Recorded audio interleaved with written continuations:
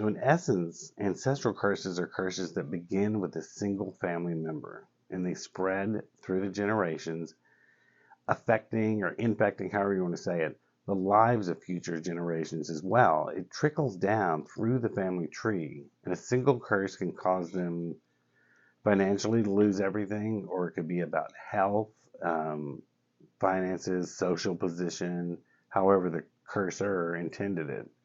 So several members of the same family can be affected by the same catastrophe simultaneously, or it can go down through the years, but they all have some sort of same pattern as to what goes wrong in their lives. Let's say, for example, a grandfather cheated someone out of the land, some land somewhere, and they ended up with a nasty curse placed on him and the rest of the family.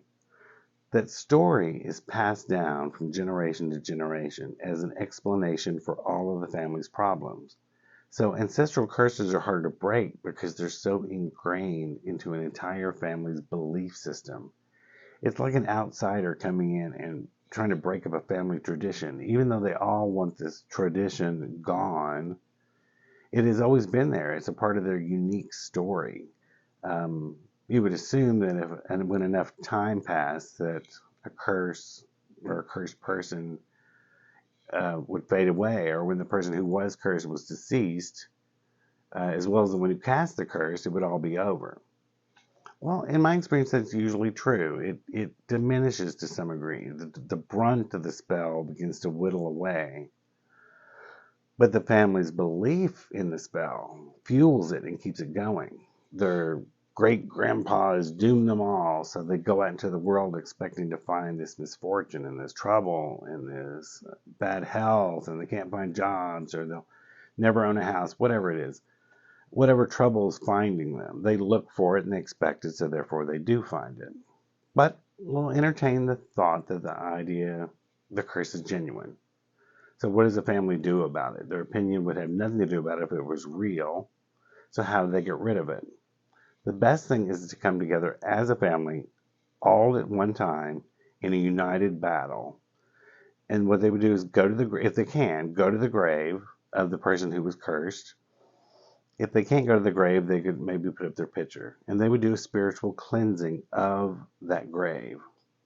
They would go to the graveyard and actually pour like some hyssop tea onto the grave, followed by cleansing the entire area with smoke. It could be sage or rosemary or whatever. And then following up with a protective amulet, either buried into the grave or at the headstone of the grave.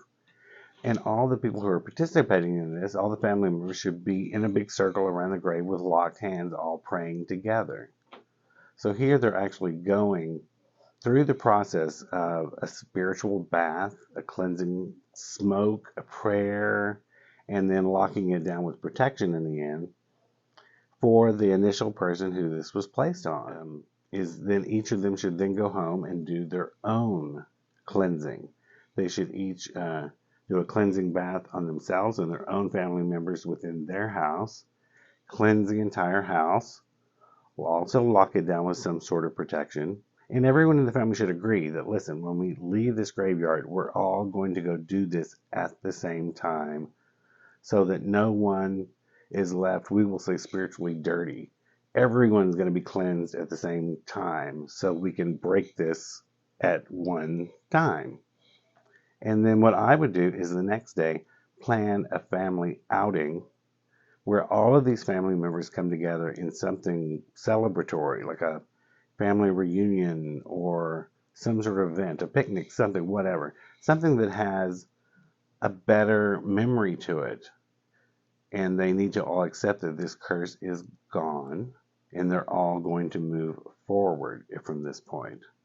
So that is how I would tell someone to actually attack an ancestral curse.